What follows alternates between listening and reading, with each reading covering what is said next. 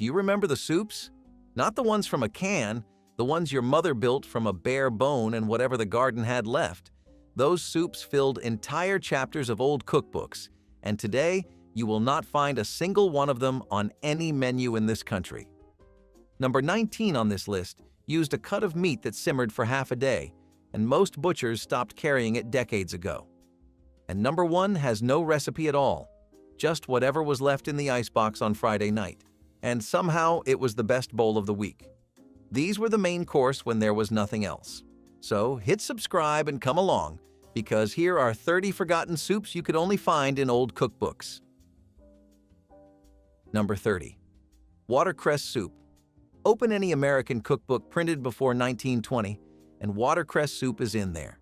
Every single one.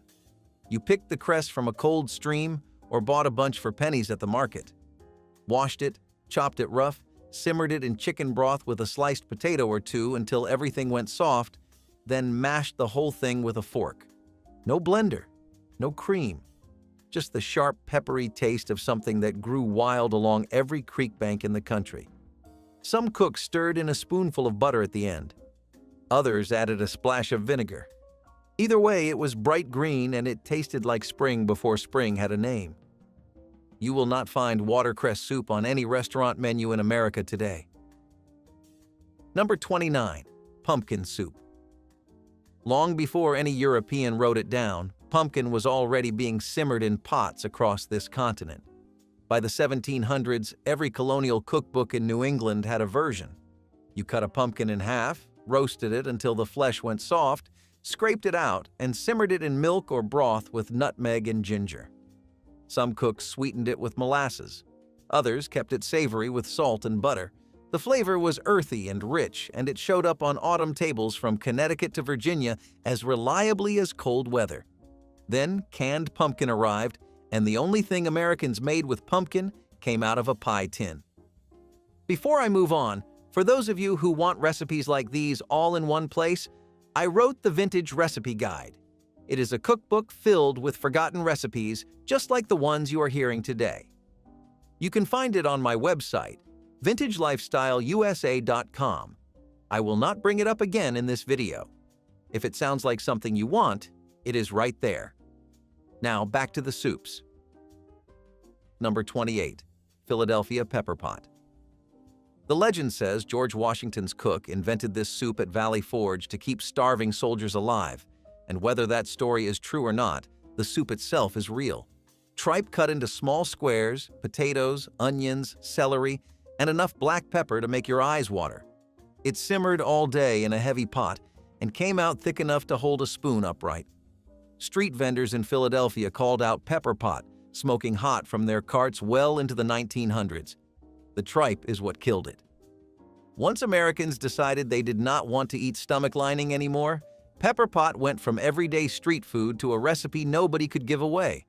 The soup stayed the same. The country moved on. Number 27. Tomato Rarebit Soup. Take a pot of tomato soup and melt sharp cheddar into it until the whole thing turns thick and orange and clings to the back of a spoon. That is tomato rarebit soup. Old cookbooks from the 1930s and 1940s printed it as a weeknight supper, not a starter. You ladled it over toast, the way you would pour gravy over biscuits, and the toast soaked up the cheese and tomato until it was almost too heavy to lift with a fork. Some versions added a beaten egg, stirred in at the last second so it set in ribbons through the broth. Campbell's made tomato soup famous, but the homemade version with cheese and toast was the original, and it was better. Number 26. Cream of chestnut soup. Before 1910, American chestnut trees covered the eastern half of this country, billions of them. Then the blight came, and within 40 years, nearly everyone was dead. The soup died with the trees. You roasted the chestnuts, peeled them while they were still hot enough to burn your fingers, and simmered them in stock until they broke apart. Then you pressed the whole thing through a sieve and stirred in cream. The flavor was sweet and earthy and unlike anything you have ever tasted from a nut. Old cookbooks from Boston and New York listed chestnut soup as a Thanksgiving starter, the way we list pumpkin pie as dessert. When the trees disappeared, so did the recipe. Number 25. Beer soup. German immigrants brought beer soup to the Midwest, and for decades it was breakfast. You heated dark beer in a pot with a cinnamon stick and a little sugar, thickened it with a beaten egg and a spoonful of flour stirred into cream, and served it in a bowl with torn bread floating on top. It sounds strange now. It was standard then. Old German-American cookbooks from Milwaukee and Cincinnati printed it alongside oatmeal and porridge as a morning meal because beer was safer to drink than water in many communities and cheaper than coffee. The soup was warm, slightly sweet, and filling enough to carry a farmer through 4 hours of work before his next meal. It disappeared when Prohibition arrived, and after repeal, nobody thought to bring it back. Number 24. Mock turtle soup. Real turtle soup was expensive. A whole snapping turtle cost money and effort, and most home cooks wanted nothing to do with butchering one. So mock turtle soup was invented as the affordable version. You used a calf's head. You simmered it for hours with onions, cloves, allspice, and a splash of Madeira wine until the broth turned dark and rich. Hard-boiled eggs went in at the end, sliced thin because they looked like turtle eggs floating in the bowl. Mock turtle soup appears in nearly every American cookbook printed between 1850 and 1930. It was served at formal dinners and hotel banquets. The moment Americans stopped eating calf's head, the soup vanished from every table it had ever sat on. Number 23. Cream of lettuce soup. Nobody makes lettuce soup today, but open a cookbook from before 1940 and you will find it. You took a whole head of lettuce, usually the outer leaves that were too wilted for salad, chopped them rough, and simmered them in broth until they went soft. Then you pressed everything through a sieve, stirred in cream and butter, and served it warm with a pinch of white pepper. The taste was mild and green, closer to garden water than to anything you would recognize as soup. Old cookbooks listed it as an elegant first course, the kind of thing a hostess served at a luncheon when she wanted to seem refined without spending much. The lettuce cost almost nothing, and neither did the effort. Number 22. Egg drop soup. Long before Chinese restaurants made egg drop soup famous in America, home cooks had their own version. Old cookbooks called it egg soup or stracciatella, depending on who your grandmother was. You brought a pot of good broth to a rolling boil, beat an egg with a fork, and poured it in slowly while stirring. The egg set in thin ribbons and threads that floated through the broth like lace. Italian families stirred grated cheese into the egg before pouring. German cooks added a splash of vinegar. Some Appalachian versions used nothing but water, salt, and the egg itself. The whole thing took 3 minutes and cost almost nothing. It was the soup you made when there was nothing in the house but eggs, and it was better than it had any right to. Number 21. Green corn soup. Green corn meant fresh corn, straight off the cob before it dried out.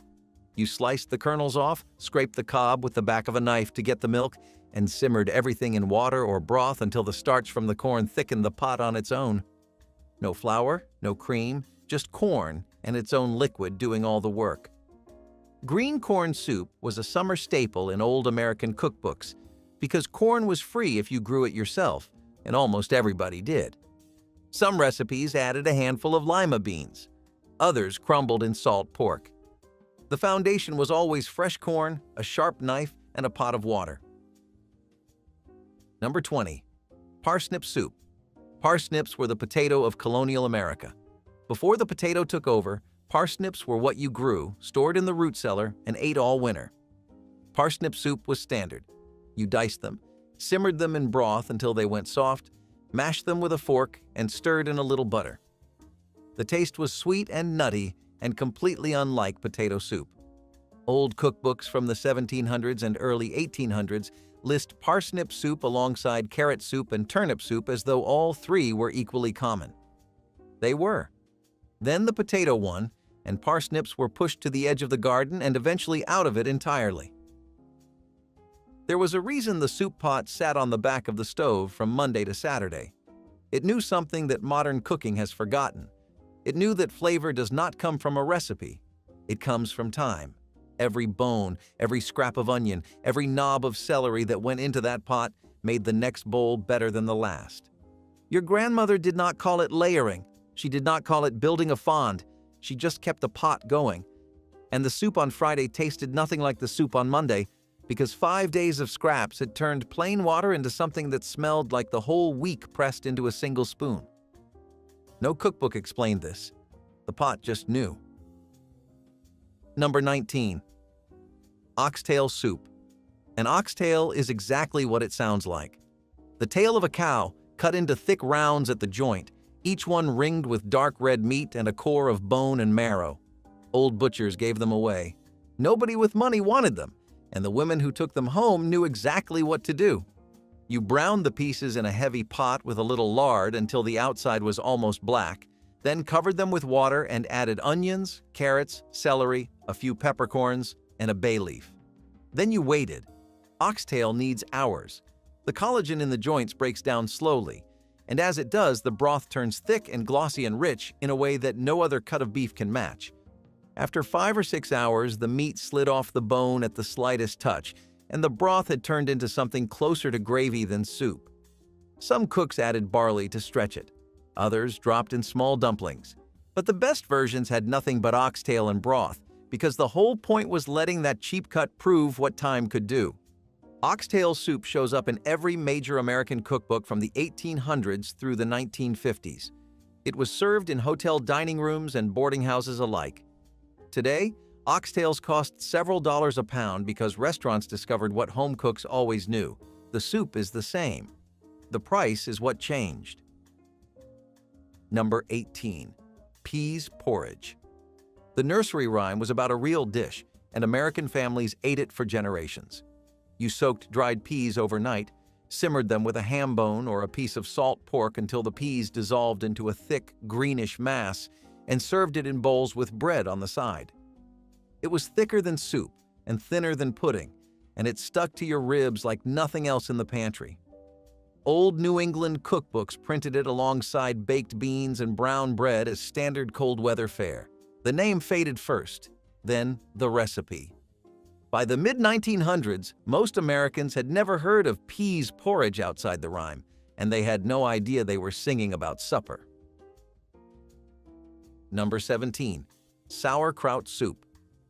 German immigrants brought this recipe, and for 100 years it was standard in the Midwest and the Mid-Atlantic.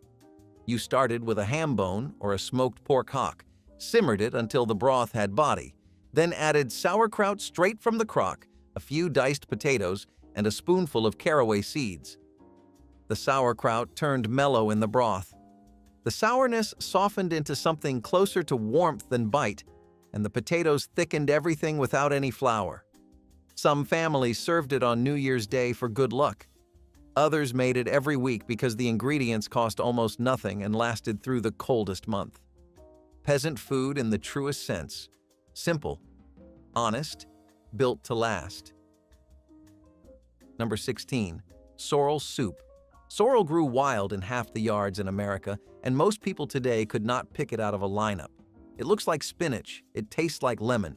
You grabbed a few handfuls from the garden, chopped the leaves rough, and simmered them in broth with a diced potato until the whole pot turned a pale, almost gray-green. A beaten egg stirred in at the end gave it body. Some cooks added cream. Old European and early American cookbooks listed sorrel soup as a spring tonic, something you ate after a long winter of heavy food to wake your body back up. The sour, bright taste cut through months of starch and salt pork. Then lawns replaced kitchen gardens and sorrel became a weed instead of an ingredient.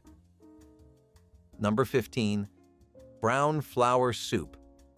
This one sounds like it cannot possibly be real, but it is in dozens of Depression-era cookbooks.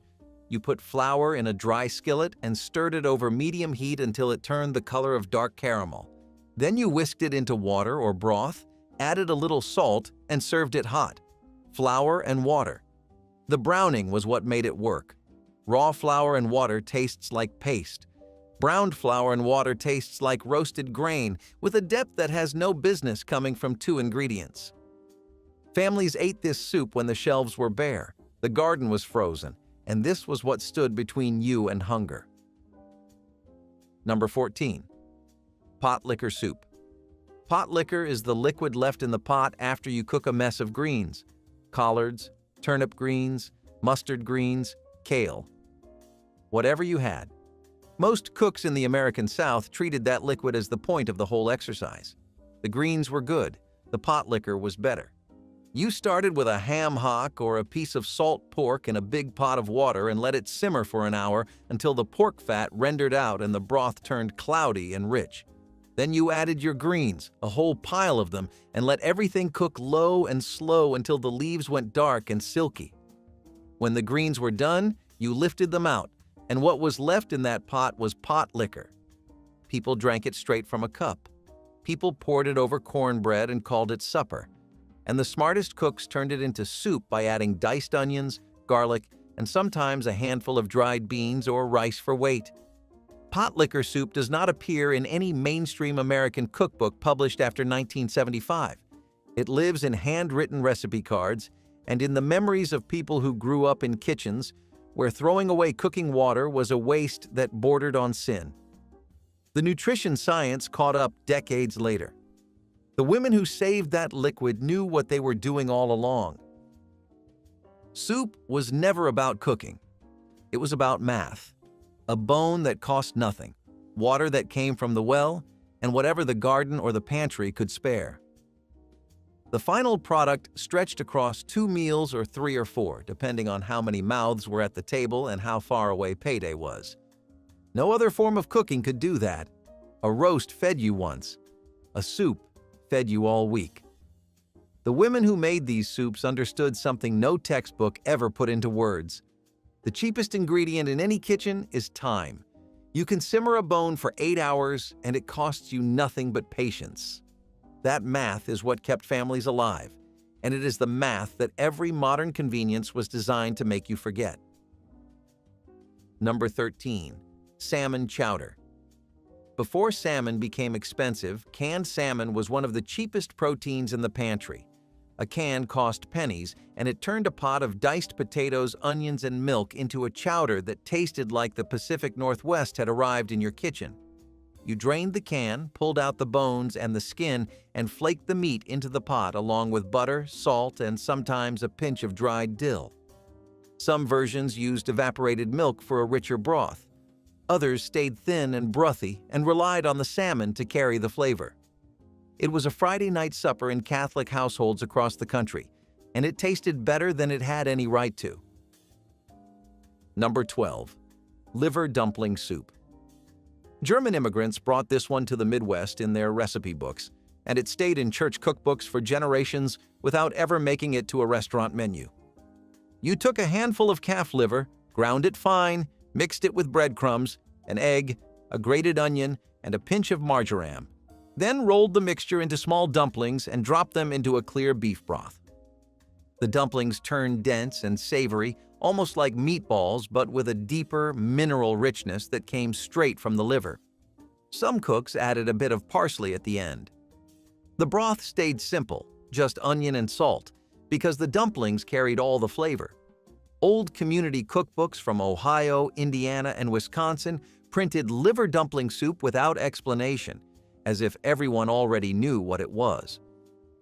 By the time liver fell out of fashion in American kitchens, the dumplings went with it, and the recipe slipped out of the books that replaced those old spiral-bound collections.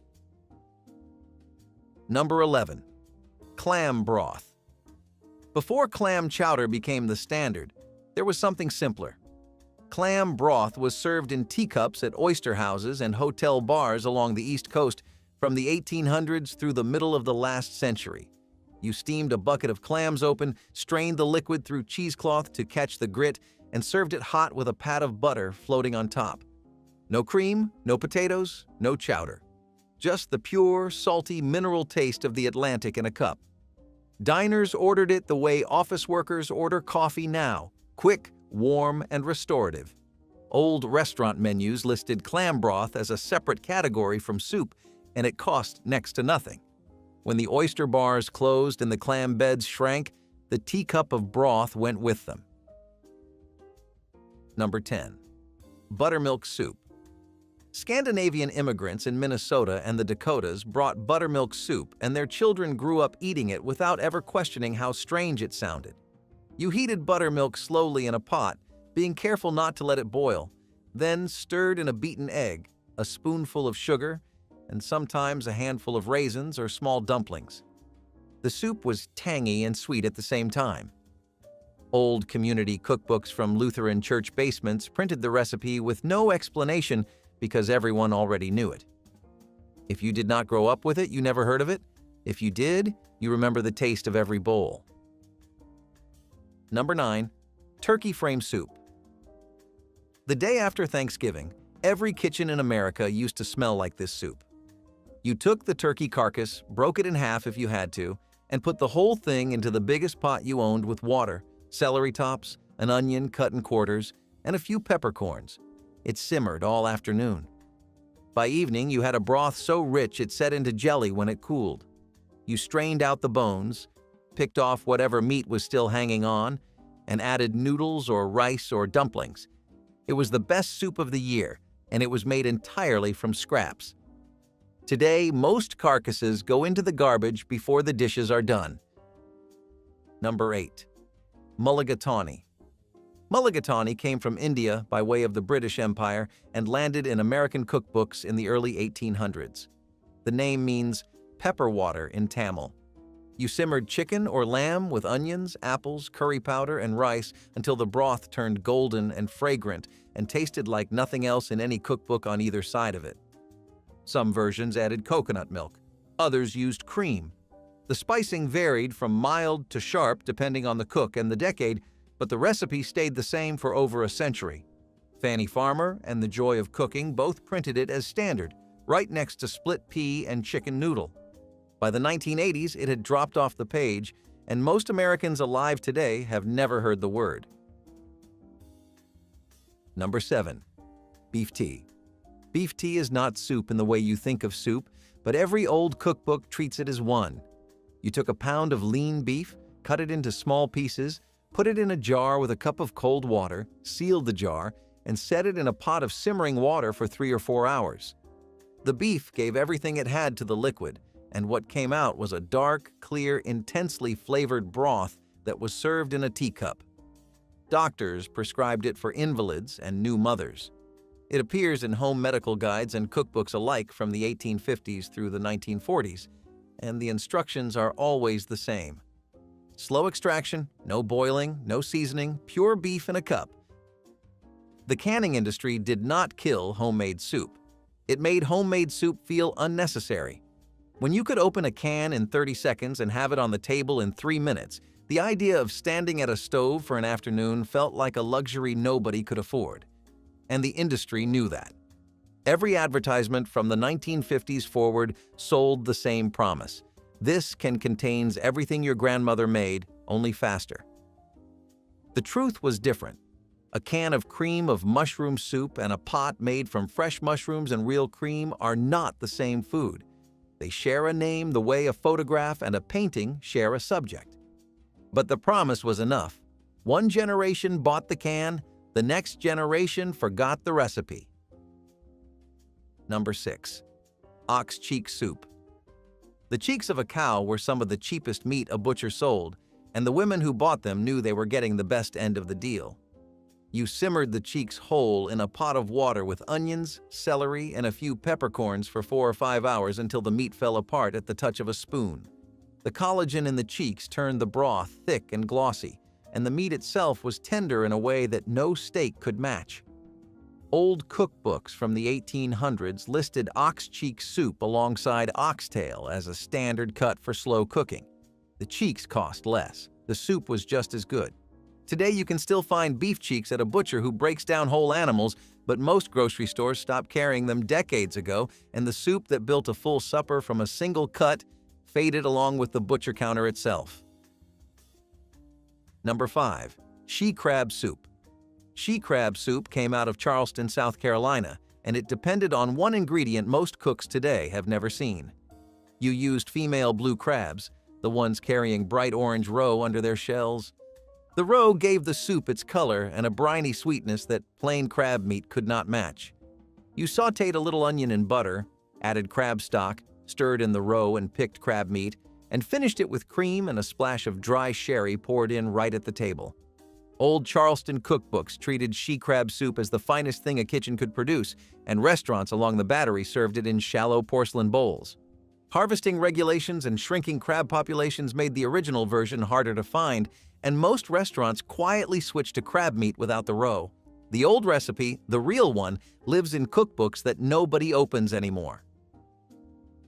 Number 4. Bone marrow soup. Your butcher used to save marrow bones for regular customers without being asked. You roasted them in the oven until the marrow turned soft and golden, then scooped it out and stirred it into a pot of beef broth with barley and diced root vegetables. The marrow melted into the broth and made it rich and silky in a way that no amount of butter or cream could replicate. Old cookbooks from the 1800s treated marrow the way modern restaurants treat truffle oil. It was a luxury ingredient hiding inside something cheap. The bones cost nothing. The marrow inside them was the real prize. Today you can still find them if you ask, but most people under 50 do not know to. Number 3. Snapper soup. Philadelphia made this soup famous, and for over a century it was served in restaurants, hotel dining rooms, and home kitchens across the mid-Atlantic. The base was snapping turtle meat, slow cooked with root vegetables, tomatoes, and a generous pour of sherry stirred in right before serving. The meat was dark, rich, and tasted closer to veal than anything from the sea. Butchers in Philadelphia kept turtle meat behind the counter the way they kept liver and kidneys, as a regular item that regular people bought without thinking twice. Old cookbooks gave detailed instructions on how to dress a whole snapping turtle at home, and women did it. The sherry was not optional. It cut through the heaviness of the broth and turned something rustic into something that belonged on white linen. When turtle meat became harder to find and more expensive to buy, the soup disappeared from most menus. A handful of old restaurants in Philadelphia still serve it, but the home version, the one your grandmother simmered all afternoon with whatever turtle your grandfather pulled out of the creek, that one is gone. Number 2. Portable soup. Before bouillon cubes existed, travelers carried portable soup. You boiled down a whole calf's foot or a few pounds of beef shank with onion and herbs for hours, strained the liquid, and kept simmering until it reduced into a thick, dark paste. You spread that paste on a cloth, let it dry in the open air, and cut it into squares. Each square could sit in a saddlebag or a ship's hold for months without spoiling. When you needed a hot meal, you dropped one square into boiling water, stirred, and had a cup of broth in minutes. Colonial cookbooks printed the recipe as a household essential, and soldiers carried it through the Revolution. Commercial canned broth replaced it by the late 1800s, and the whole practice of making your own dried stock vanished from American kitchens.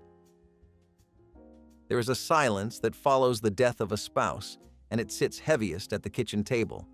The chair across from you is empty. The stove feels too large. The recipes you made for 40 years serve 4, and there is no way to cut them down without being reminded why you are cutting them down. Soup was the answer for millions of people who found themselves alone at that table. One pot, one bowl, one serving that did not announce itself as a fraction of something bigger. The soups in these old cookbooks were built for that math. They scaled down without breaking. They filled a bowl without filling a room. And they gave one person permission to still call what they were doing cooking. Number 1. Icebox soup. Every old cookbook had a version of this recipe, and none of them gave it the same name. Icebox soup, leftover soup, Friday soup. The instructions were always the same. Open the icebox, take out whatever was left from the week, and put it in a pot with water or broth. Monday's roast beef, Tuesday's green beans, Thursday's chicken bones. All of it went in. You simmered the pot until everything gave up its flavor, and by Friday evening, you had a soup that tasted like the whole week in one bowl. No two pots were ever the same. No recipe could capture it because there was no recipe. It was the cook's memory of everything she had already made, transformed one last time into something new. Every grandmother who made it understood the same truth. The best soup you will ever eat is the one that uses everything you have and asks for nothing you do not. Number 21, cabbage soup. A head of cabbage cost pennies and weighed enough to fill a stock pot by itself. You chopped it rough, sweated an onion in a little bacon grease, added the cabbage, a can of tomatoes, salt, pepper, and water. That was dinner. The cabbage broke down into silky ribbons that tasted nothing like the raw vegetable. Some families threw in a handful of rice to give it body. Some dropped in a piece of smoked sausage if they could spare it. But the plain version, the one with nothing but cabbage and tomatoes and water, was the version that kept families fed when the paycheck was already spent. Nobody bragged about cabbage soup. You just made it, ate it, and were grateful the pot was still half full for tomorrow. The soup pot was the great equalizer. It did not care whether you were a farmer's wife in Iowa or a factory worker's daughter in Pittsburgh. It asked one question: what do you have? And whatever you answered, it said yes. A bone, a potato, an onion. That was enough. The can opener changed everything, and not for the better. When Campbell's put condensed soup on every grocery shelf in America, it did not just sell convenience. It sold the idea that cooking was a chore you could skip. And slowly, quietly, an entire generation of women stopped reaching for the stock pot. The recipes did not vanish because they failed. They vanished because someone figured out how to charge a dime for what used to be free.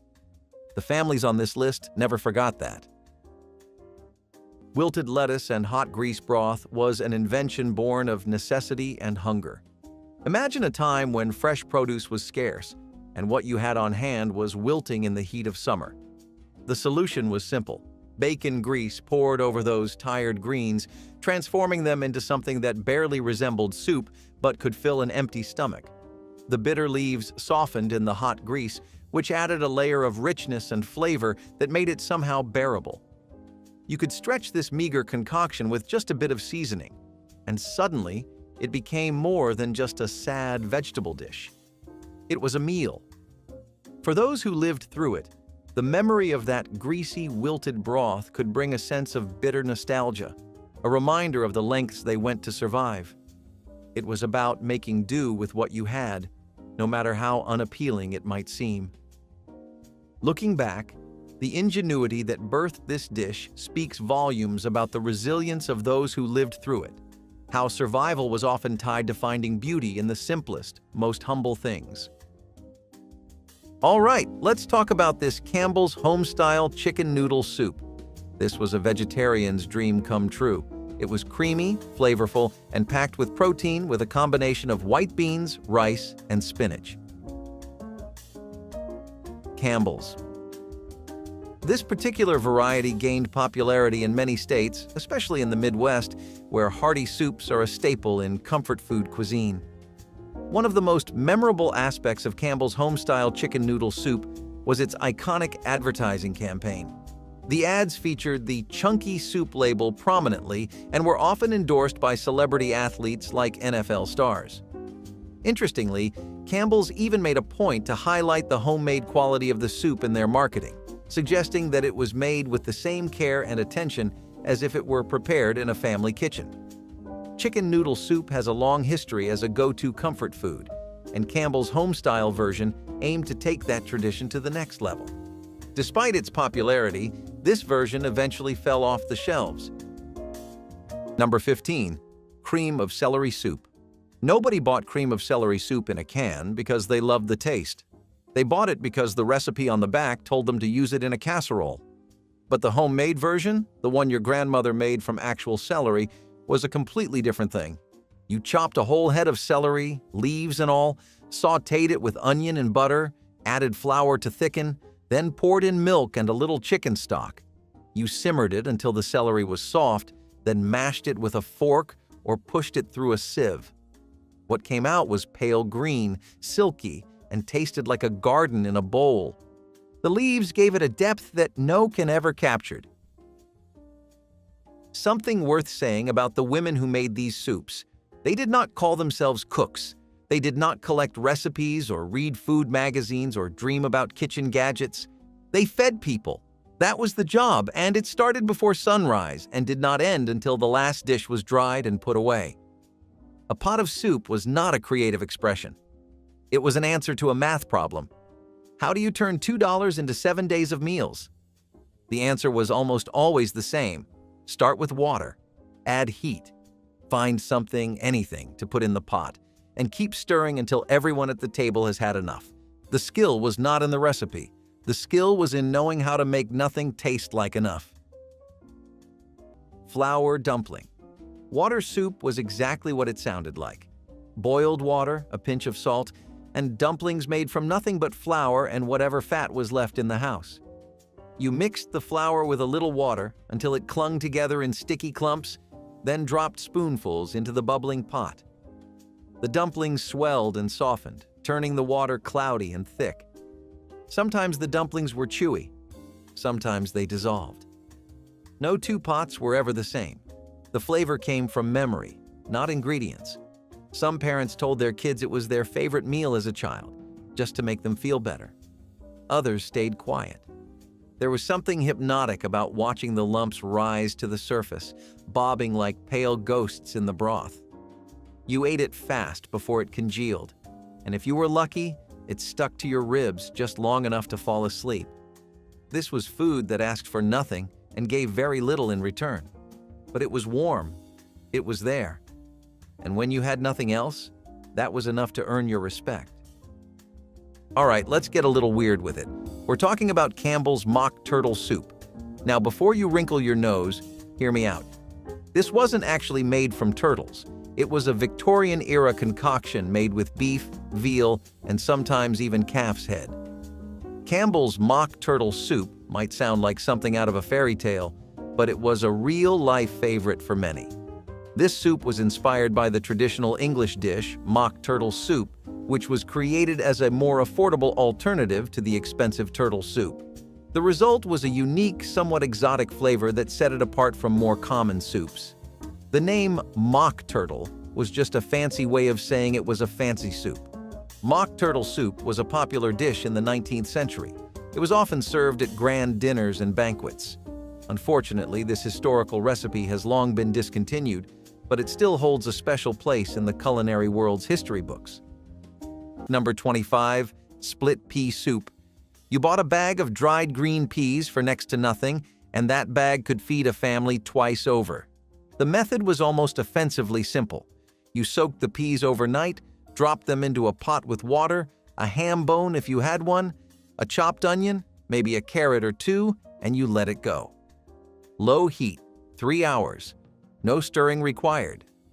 The peas dissolved on their own into something thick and green and deeply satisfying. No cream, no stock cube. The ham bone did all the work, releasing salt and smoke into every spoonful. By the time you ladled it out, the meat had fallen clean off the bone and shredded itself into the soup. One pot, $1, one afternoon, and dinner for 4 nights running. Canned tomato and elbow macaroni soup was not glamorous, but it made the pantry stretch. 1 can of tomatoes, sometimes whole, sometimes crushed, got poured into a pot with water and a few handfuls of elbow macaroni. You let the pasta swell until it filled the pot with soft, starchy bulk. If you had a bouillon cube, in it went. If you had milk, you added a splash to cut the acidity. The whole thing tasted like warmth and metal, especially when cooked in an old aluminum pan. You could dress it up with a sprinkle of sugar or a pat of butter, but most of the time it was just tomato and noodle, red and white, bland and better than nothing. Kids would pick through it, looking for a miracle. Adults just spooned it in, chewing with their jaws and not their hearts. It was fast. It was filling. It was honest. And in a world full of dinner tables that asked for patience and sacrifice, this soup asked for very little. It expected you to show up hungry, and it met you where you were. No judgment, no surprise, just enough. Campbell's oyster stew was another unique entry in Campbell's lineup. This soup featured oysters in a creamy, buttery broth, a delicacy for seafood lovers. Oyster stew has roots in early American cuisine, especially in coastal areas where fresh oysters were abundant. Campbell's oyster stew was a way for people to enjoy the luxurious taste of oysters without needing to go to a seafood restaurant. Oyster stew is a traditional dish that has been enjoyed for centuries. It is believed to have originated in England. While it may not have been everyone's cup of tea, it was a notable attempt to bring a bit of seafood elegance to the canned soup aisle. Number 16. Turkey carcass soup. The day after Thanksgiving, before the dishes were even all washed, the carcass went into the pot. You cracked the bones, covered them with water, threw in an onion cut in half, a few celery tops, salt and pepper, and let it simmer for hours. By afternoon, you had a rich golden broth that smelled better than the original dinner. You strained out the bones, picked off whatever meat was still clinging to them, and added it back with egg noodles or rice. Some families dropped in frozen vegetables. Others kept it simple, just broth, turkey shreds, and noodles. This was the meal that made Thanksgiving worth the trouble. The bird fed you once at the table. The carcass fed you 3 more times from the stove. Nothing went to waste. Bread heel and onion soup came from the back of the pantry and the bottom of the loaf. Those last hunks of bread, too dry to enjoy but too precious to toss, were torn into cubes and browned in a skillet with sliced onions. If there was any fat left in the house, it got used here. Then came the boiling water, poured right in. It hissed, it steamed, it turned the skillet into a bubbling potion that smelled better than it tasted. But it did taste like effort, like someone cared enough to turn nothing into something. Children wrinkled their noses. Adults stared into it, spooned it up anyway. Sometimes a pinch of salt or a dash of pepper elevated it just enough. You were not supposed to savor it. You were supposed to eat and get on with it. This was food that filled space, not hearts. But it stayed in memory like a splinter, because even if it was plain, it was earned. You watched your parents stir that pan with tired wrists and wondered how long it took to learn how to survive without complaint. And that soup, bland as it was, always tasted like an answer you were not ready to hear. Vinegar. Hot water soup was a shock to the tongue, but a relief to the wallet. All it took was boiling water, a splash of vinegar, a touch of garlic if you had it, and a crack of black pepper. Sometimes a bit of stale bread floated in the middle like a soggy raft. The acidity slapped you awake, an almost medicinal burn that reminded you this was not comfort food. This was desperation food. And yet, some folks grew to like it. It was cleansing, they would say. Cleansing like scrubbing the inside of your gut with steel wool. But it was warm, and it filled the bowl. Children cried the first time they tasted it. Adults drank it with quiet eyes. You had to be tired to appreciate something like this. Tired and cold and out of options. It was a reminder that not all poor man's food pretended to be delicious. Some of it just existed to carry you from one hard day to the next. When you swallowed it, you swallowed pride. But you also swallowed proof that you were still here. And sometimes, that was the only thing that mattered. First up, we have the classic Campbell's Chunky Chicken Corn Chowder. This creamy concoction was a staple for many families in the 90s and early 2000s. It combined tender chicken, sweet corn, and a rich, creamy base that was oh so satisfying. Now, soups were everywhere in the 90s, so what made this one stand out in the canned soup aisle? Well, it was the chunky texture. Plus, it was the classic hot meal for a cold day.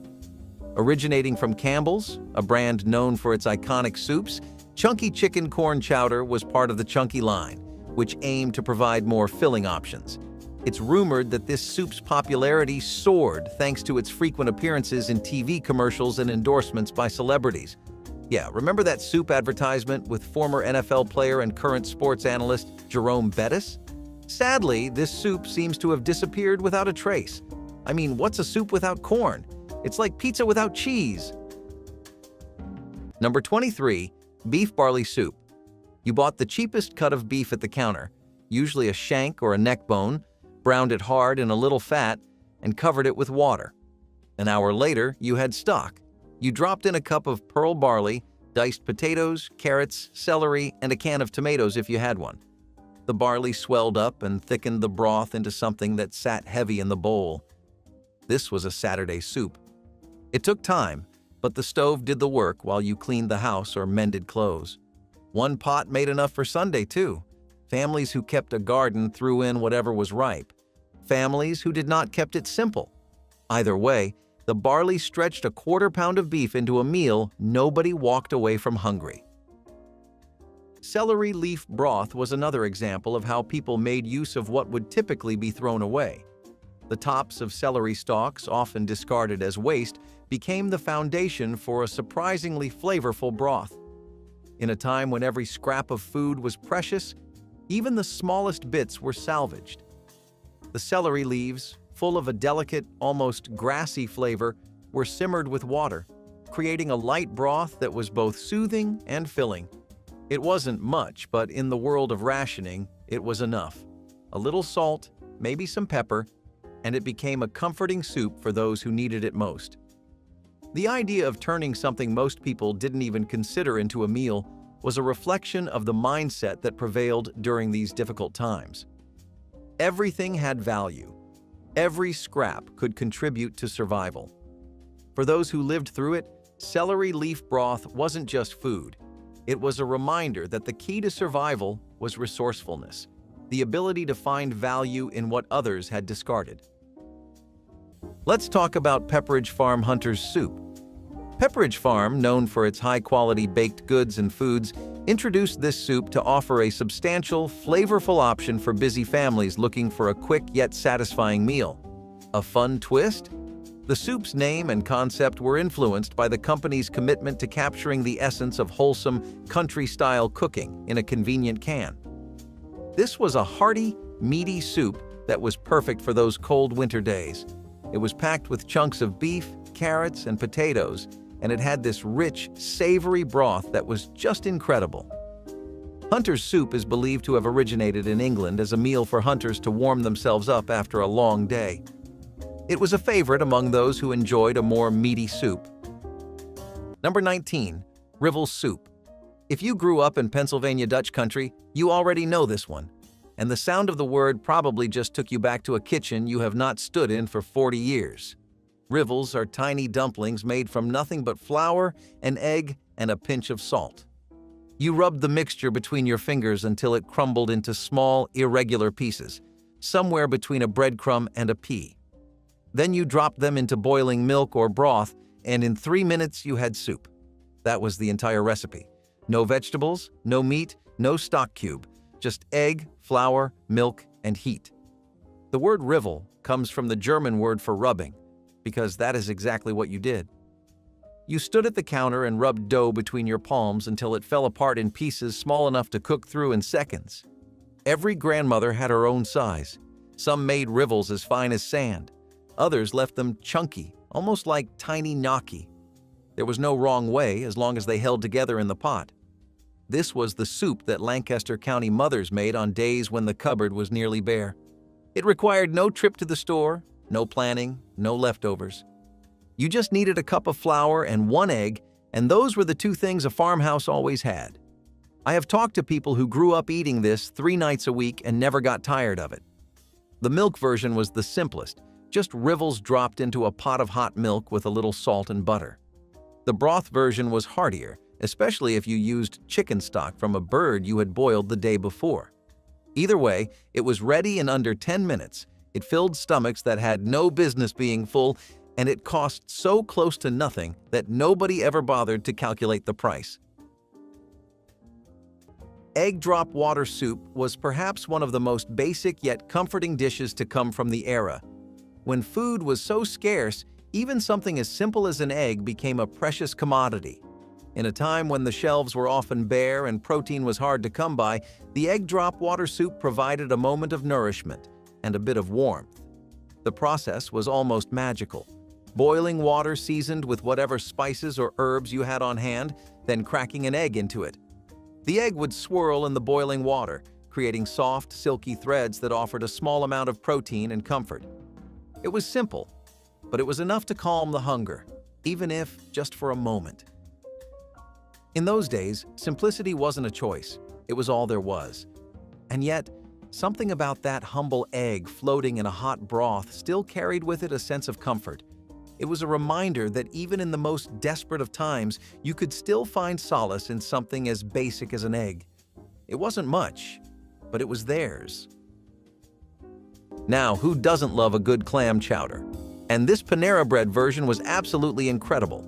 It was creamy, rich, and packed with clams. It was the perfect comfort food, especially when paired with a crusty piece of bread. Panera Bread clam chowder was a creamy seafood chowder that brought a taste of Panera's bakery cafe experience to the canned soup aisle. This soup was a favorite for those who loved seafood. Clam chowder is a classic New England dish. There were two main types: New England clam chowder, which is creamy, and Manhattan clam chowder, which is tomato-based. Panera Bread's clam chowder was inspired by the classic New England-style chowder, which has been a staple in American cuisine for centuries. One of the most iconic ways to enjoy Panera's clam chowder was in their famous sourdough bread bowl. This one unfortunately fell out of flavor, but Panera Bread's other soups continue to be enjoyed by many. Number 24. Cream of tomato soup from scratch. This was the soup that made Campbell's rich, and the homemade version cost a fraction of the can. You started with a quart of home-canned tomatoes or a handful of fresh ones from the backyard, cooked them down with a pinch of baking soda to kill the acid, then stirred in warm milk and a tablespoon of butter. That was the whole recipe. The baking soda was the trick nobody talked about. Without it, the milk curdled the second it touched the tomatoes, and you had a pot of pink cottage cheese. With it, you got a smooth, coral-colored soup that tasted like summer even in January. Kids who grew up on this could never go back to the can. The can tasted like tin. This tasted like somebody's kitchen. Cabbage core soup was born in kitchens where waste was not an option and flavor came second to survival. After the outer leaves were used in slaw or boiled down for supper, the hard, pale heart of the cabbage, the part most people threw away, was chopped fine and dropped into boiling water. It had a bite to it, fibrous and bitter, but when cooked long enough with salt and maybe a pinch of sugar, it softened into something close to tender. The broth turned cloudy, greenish, and carried a faint sweetness like memory. If a bone was lying around, even a clean one, it went into the pot for luck. Families poured it over day-old bread or paired it with a spoonful of lard. It was never anyone's favorite, but it was honest. It reminded you of how close the line was between waste and worth. Sometimes the older folks would say this soup kept us through the hard winters. Kids rolled their eyes, but they still ate every drop. That cabbage core, once considered trash, became the backbone of dinner. And in a way, it tasted like persistence, chewy, bitter, and unwilling to give up. Okay, now let's spice things up a bit with this next one. Heinz cream of tomato soup with a kick of chili was a bold twist on the classic tomato soup. Heinz, a brand famous for tomato soup, decided to add a little extra kick to this spicy version. The result was a creamy tomato base with a delightful hint of chili heat, perfect for those who like their tomato soup with a bit of a punch. The history of Heinz tomato soup dates back to 1897 when Heinz first introduced their classic recipe. This spicier variant was a fun, limited-time addition to their lineup, but it seems it didn't stick around for long. Still, it remains a memorable flavor for those who had the chance to try it. Number 17. Onion soup. Not the French restaurant version with a crock and melted cheese on top. The 1950s American version was plainer than that, and better for it. You sliced 4 or 5 yellow onions thin, cooked them slow in butter or bacon grease until they went dark and sweet, then poured in water or beef stock and let it simmer. A few slices of stale bread went on top, maybe a handful of grated cheese if you had it, and the whole thing went under the broiler for 2 minutes. The bread soaked up the broth and turned into something halfway between a dumpling and a crouton. The onions did all the heavy lifting. When you cooked them low and slow, they released a natural sweetness that no amount of seasoning could match. 1 bag of onions cost almost nothing, and that bag made enough soup to last 3 days. Old Bean Water Revival was the second act for yesterday's pot of beans. After draining the cooked beans, the leftover liquid, thick, cloudy, and starchy, was saved instead of tossed. Into a new pot it went, sometimes with a handful of cornmeal, stale bread, or whatever wilted greens were on their last day.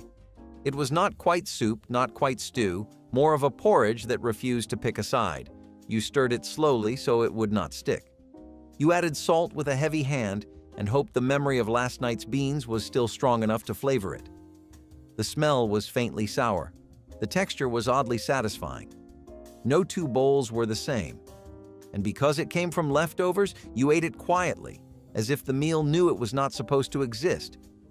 It was an echo of a meal, stretched past its expiration date, made to feed one more mouth. Some families even preferred it to the original beans. Others called it shame soup. But when the cupboards were empty and the paycheck was still a week away, this gray broth with its mystery lumps kept people going. It was a second chance in a bowl. Now, let's talk about Amy's Tuscan bean and rice soup. Amy's is renowned for its organic and natural products, and this soup was no exception. This was a vegetarian's dream come true. It was creamy, flavorful, and packed with protein.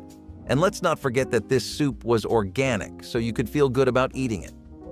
Tuscan cuisine is known for its simplicity and use of fresh ingredients.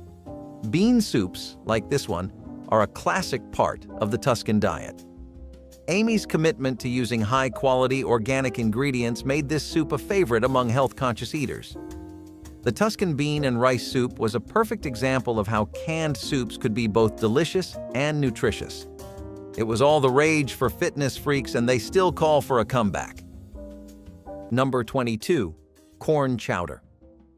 In late summer, when the corn came in faster than anyone could eat it, mothers scraped the cobs and made chowder. You cut the kernels off, then ran the back of the knife down the cob to get the milk out. That corn milk was the secret. It thickened the soup naturally without flour or cream. You simmered the kernels and that milky liquid with diced potatoes, a chopped onion, salt pork if you had it, and enough water to cover. 20 minutes and it was done. Some families added a splash of whole milk at the end. Some left it plain. The corn was sweet enough on its own. In winter, you made the same soup with canned corn, and it still worked, just without that fresh sweetness that made August worth surviving. Salt pork and boiled water soup began with one single cube of meat, small, hard, and saltier than anything else in the house. That lone piece of salt pork got dropped into a pot of water, where it slowly surrendered its fat and flavor over the course of an hour. You watched the sheen rise to the surface, a slick halo of grease that promised at least a little richness. The smell was better than the taste, and everyone knew it. But no one complained. Sometimes a potato was diced into the broth, sometimes an onion, but often it was just water and pork, enough to convince the tongue that you were eating soup instead of flavored water. The meat itself was never served. That cube stayed in the pot, reused again tomorrow, until it finally disintegrated from overuse. That was the rule. You fed the family with its echo, not its flesh. It was not satisfying. It was not filling. But it was hot. It was something. And in a time when you had nothing to spare, the scent of simmering pork fat was a strange kind of comfort. It meant someone was still trying. Progresso Italian wedding soup. This was a classic for a reason. I mean, who doesn't love a bowl of warm, comforting soup filled with tiny meatballs, spinach, and carrots? It was like a little taste of Italy in a can. Perfect for a cozy day in. Despite the name, Italian wedding soup isn't traditionally served at weddings in Italy. It's believed the name comes from the idea that it's a hearty and celebratory soup, perfect for a special occasion. The Italian wedding soup has roots in southern Italian cuisine and was brought to America by Italian immigrants. Progresso's version was a convenient way to enjoy this classic dish at home. Though it's no longer available, it was a beloved choice for those who enjoyed a taste of Italy. Number 20. Tomato rice soup. This was the soup you made when you had a can of tomatoes, a cup of leftover rice, and nothing else worth mentioning. You heated the tomatoes in a pot with water, dropped in the rice, added salt and a pinch of sugar to cut the acid, and let it simmer for 10 minutes. Some mothers stirred in a spoonful of butter right at the end, just enough to round the whole thing out. The rice soaked up the tomato broth and turned soft without going mushy, which made it feel like a more complete meal than it had any right to be. Children loved it because it was mild and warm. Parents loved it because it cost almost nothing and took less time than setting the table. Liver and rice boil was another resourceful creation for those who lived through the leanest times. Organ meats, often discarded by those with the luxury of choice, became the lifeblood of many struggling families. Liver, kidneys, and heart, pieces many would turn up their noses at, were boiled with rice and whatever spices could be found to add flavor. It wasn't fancy, but it was filling. Rice, the staple that could stretch a meal, absorbed the broth from the simmering organs, creating a hearty, if not entirely pleasant, dish. There wasn't much choice in the matter. The bitter irony of the dish wasn't lost on anyone who had to eat it. What many considered awful was transformed into a lifeline. Today, we might turn up our noses at liver and rice, but back then, it was a reminder of just how resourceful and desperate life could become when the pantry was bare.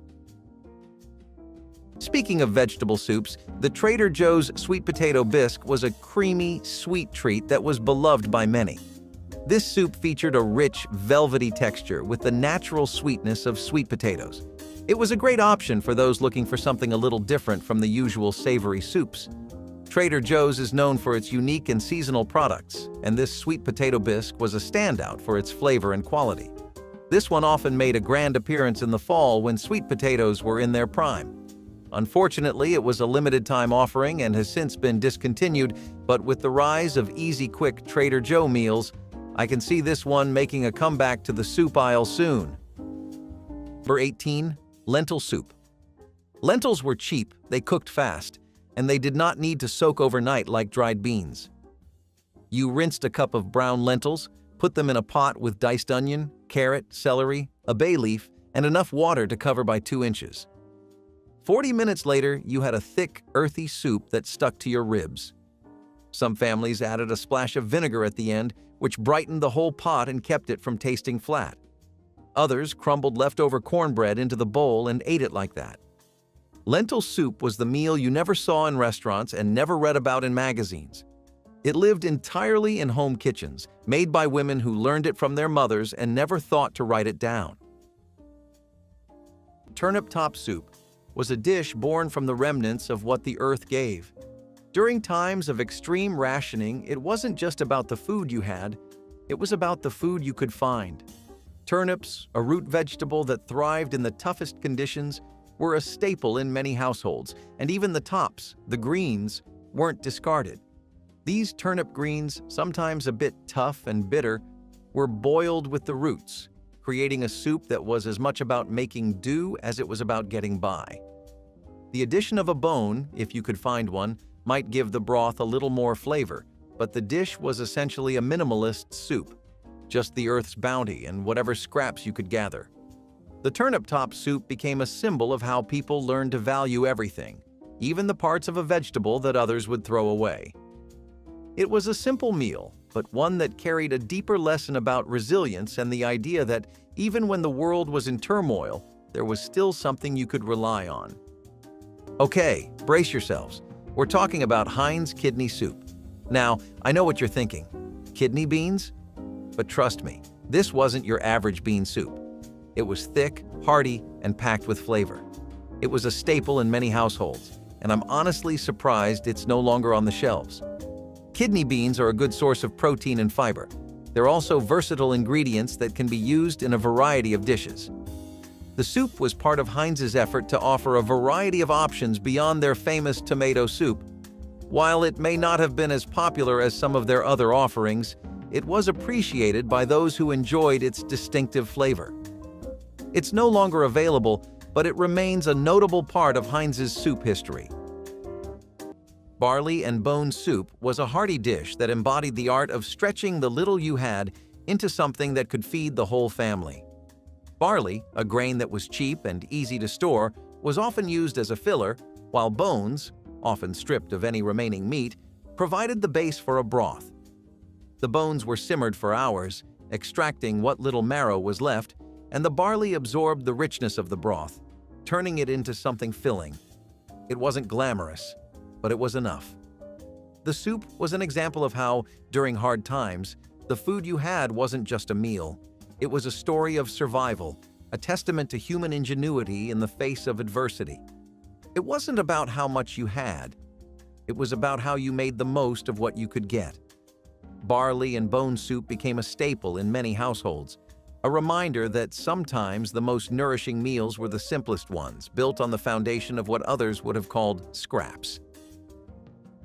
Next up, we have lentil soup from Progresso. Now, I know what you're thinking. Lentil soup? Really? But trust me, this wasn't your grandma's lentil soup. Progresso kicked it up a notch with roasted veggies, giving it a smoky, flavorful twist. It was a great way to sneak in some extra protein and fiber. This was one of the healthiest canned meals out there, and its taste spoke for itself. Lentils have been a staple food for centuries, dating back to ancient Egypt and Rome. They're packed with nutrients and are a great source of plant-based protein. Progresso's version took this traditional dish and gave it a modern twist with roasted vegetables. Lentils are still loved in many countries in Asia, but the States have had enough of this protein option. Unfortunately, this particular variety has been discontinued, but it was a great example of how Progresso was always experimenting with new and exciting flavors. This soup might not be for everyone, but it was definitely a dish that had people licking food off their fingers. Potato peel broth was not made for flavor. It was made for survival. When money was gone and meat was a memory, the scraps took center stage. Families would save every potato skin in a tin on the counter, letting them dry until there were enough to make a pot. Onion ends, carrot tops, maybe even a garlic clove if someone got lucky. Into the water they went. This was broth built from rejection, slowly simmered into something warm, salty, and strangely comforting. A dash of salt made it taste like something you meant to cook. A spoonful of lard, if available, turned it into a meal. It was poured into chipped bowls and eaten with silence. It did not fill you up, but it gave you something warm to hold. Children learned to be grateful for what they did not have, and parents learned to pretend it tasted better than it did. In the quiet after dinner, that pot sat empty on the stove, a small act of defiance against hunger. There was pride in making something from nothing. Pride and just enough strength to do it again tomorrow. So, this creamy roasted chicken with herb dumpling soup was a total game changer. I mean, chicken soup just got a major upgrade. The broth was rich and flavorful, and those herb dumplings were the perfect addition. Chicken soup has been used as a remedy for colds and flu for centuries. Some believe it has medicinal properties, although the science is still debated. So, why did creamy roasted chicken with herb dumpling soup disappear from our shelves? Well, shifting consumer tastes and a focus on lighter, healthier options meant this rich, creamy classic just couldn't keep up. Plus, Campbell's had to streamline their lineup to make room for new favorites. This soup was known for its hearty and filling nature, making it a popular choice for families looking for a quick and satisfying meal, and it's missed dearly. 30 soups from cookbooks that most people will never open again, and every single one of them can still be made tonight with ingredients you probably already have. Pick one. Make it this week. Sit at the table, not the couch. Set a place. And if one of these soups brought back a memory you have not thought about in years, leave it in the comments. Those stories are what keep this channel going. Hit subscribe, and I will see you in the next one. Until next time, this is James with Vintage Lifestyle USA.